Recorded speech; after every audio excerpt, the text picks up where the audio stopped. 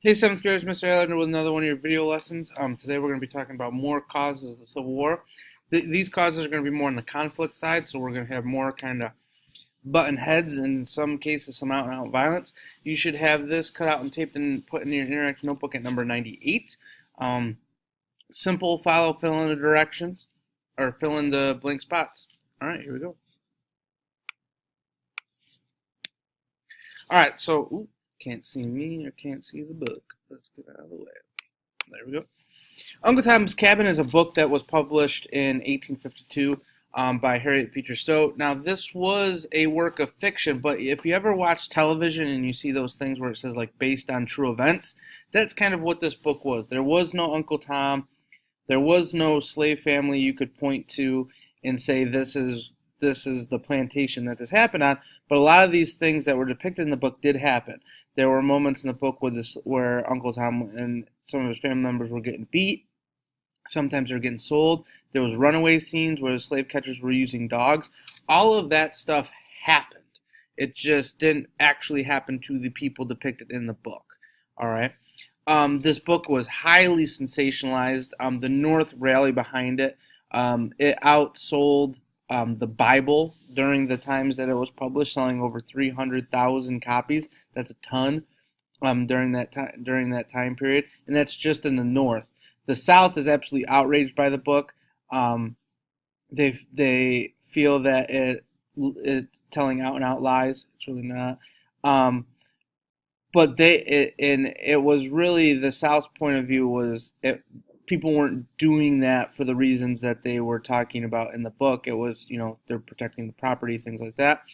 In many states and many places, the book is outright banned. If it is found, it is burned, and even in some states, if you were found in possession of the book, you could be arrested. So Uncle Tom's Cabin was kind of something that was really a lot of people, particularly in the North's first view of what slavery was, and really kind of led to strengthening the abolitionist movement in the North. Bleeding Kansas, we talked a little bit about this yesterday, okay? So this is the result of the Kansas-Nebraska Act. Remember we said the Kansas-Nebraska Act is going to say people in the Kansas-Nebraska territory, you can use popular sovereignty to decide whether or not you're going to be a free or slave state. Well, by 1855, there was people that were vehemently anti-slavery and vehemently pro-slavery. So what happens is a bunch of pro-slavery people from Missouri and Arkansas and Texas and Louisiana and close by are going to flood this area to try to make it pro-slavery. Conversely, people from the North, as far east as Massachusetts, are going to flood into Kansas and Nebraska and try to make it anti-slavery. Well, what happens when you get two people that don't really get along in the same space? There was actual battles. There were pro-slavery towns, there were anti-slavery towns. Now, these weren't big battles, a couple hundred people at most, but towns were being burnt to the ground. People were being killed. John Brown, who we're going to talk about later, was a leader of the anti-slavery forces in Kansas, and this is kind of where he got his ideas that, this whole thing isn't going to be, this issue of slavery is not going to be solved by people, in making laws and making bills. It's probably going to be solved through physical violence, which in actuality, with the Civil War, it is. The North viewpoint, obviously, they're supporting the anti-slavery forces. The South viewpoint, they're supporting pro-slavery forces. But there was physical, hand-to-hand, bloody combat during this time in Kansas, hence the name Bleeding Kansas. And here you can kind of see some of the artist depictions. You can obviously see these are both what would be pro-slavery, forcing down this throat of a free soiler. That's what they called themselves. It even become sort of a political party, free soilers. You can see, come to the rescue, come meet, come be part of this and stop slavery from spreading. The Dred Scott decision, I'm not going to talk a huge amount. Well, I will a little bit. I'll go up here.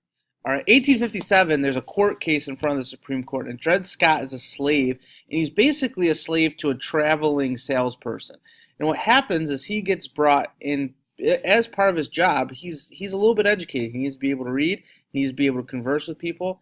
He's originally from Missouri, he is brought into the state of Wisconsin and Illinois and free states. He sees this as opportunity, saying, look, my my master brought me into slave territory, I must be free, and he sues for his freedom.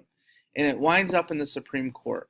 Now, the Supreme Court went kind of above and beyond on this, because really what was at the heart of the matter was, could a slave sue for freedom? And, that was really it. They went above and beyond in their ruling. Not only did they say that slaves could not sue, they said that slaves are not citizens, they're property. So you cannot sue. You cannot, just like you would say, like, a horse couldn't sue its master or something like that. That's how they viewed it on the Supreme Court.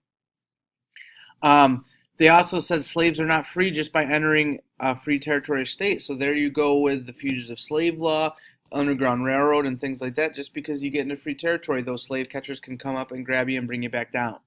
All right. And then this is where they went above and beyond. They stated that Congress has to protect slavery. There's a stipulation in the Constitution about protecting property. And they said this is why the Congress cannot do anything that bans slavery. So all of this stuff about saying you can't have slavery in the territories, or the possibility of you can't have slavery in territories, no more. Cannot do it. So this gets rid of the Kansas-Nebraska Act. This gets rid of popular sovereignty and all that idea. You have to be able to protect slavery. North thinks this is the worst ruling ever. South thinks this is the best ruling ever. Prediction, where do you think the Supreme Court justices were from? A majority of the Supreme Court justices were from the South. So they're basically kind of supporting their own way of life here. But Dred Scott decision, slaves are not citizens. They cannot be free by entering a free state, and Congress has to protect slavery. John Brown trade. John Brown's an interesting guy. John Brown lived for a time in New York, up the Adirondacks. You can go up and see his house over by Whiteface.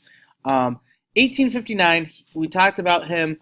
He was a very, very very anti-slavery, big-time abolitionist, to the point that he was willing to die for the cause. Not very many people willing to do this.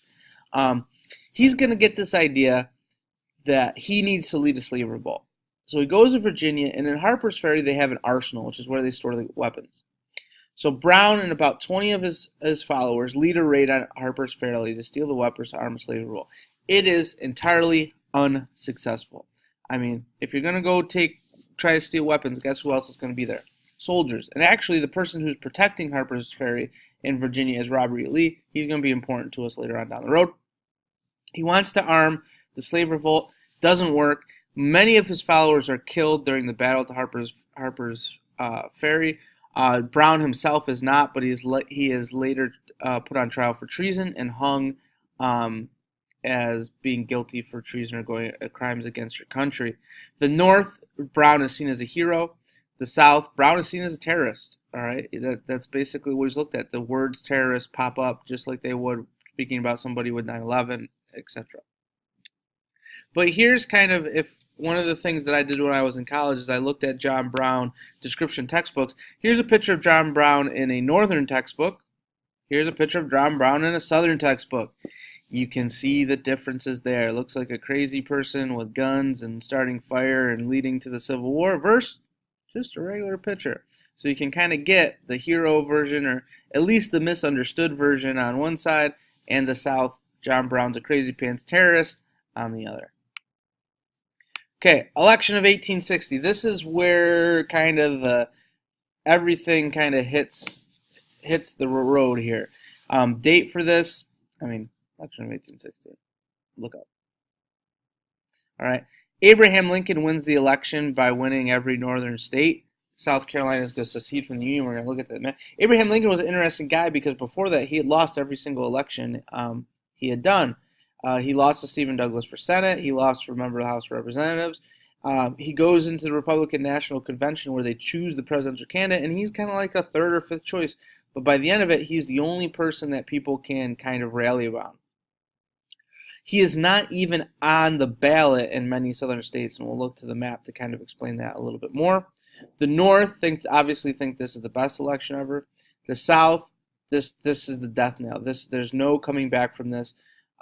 Lincoln at this time definitely was an abolitionist. He definitely was against slavery. But the key part is he at this point is not going to touch slavery where it already exists. He is fine with slavery where it exists. he has a big problem with where he does not. He wants to stop the spread of slavery, and he didn't always believe this. He kind of felt in the very early goings being against slavery, but then sending the African Americans back to Africa. He thought that would be the best solve. So his ideas around slavery definitely evolved over time, and definitely evolved while he was president. But here we can take a peek at the map, and you can kind of see all the blue is Lincoln. It's all northern states plus California and Oregon, which were also free states. He wins every single free state there is. You can see the Democrats kind of split. You had Northern Democrat, Southern Democrat. Did not help them. They probably, if you took all those three folks and kind of grouped them together, they probably would not have still beat Lincoln. He would have won the electoral vote with 180 votes. Probably would have beat him in the popular vote, though, because he only got 40% of the actual popular vote. But you can see, what does this map show you? This map shows you an older vocabulary word, right? The North versus South, thinking their way is better than yours. This map shows sectionalism.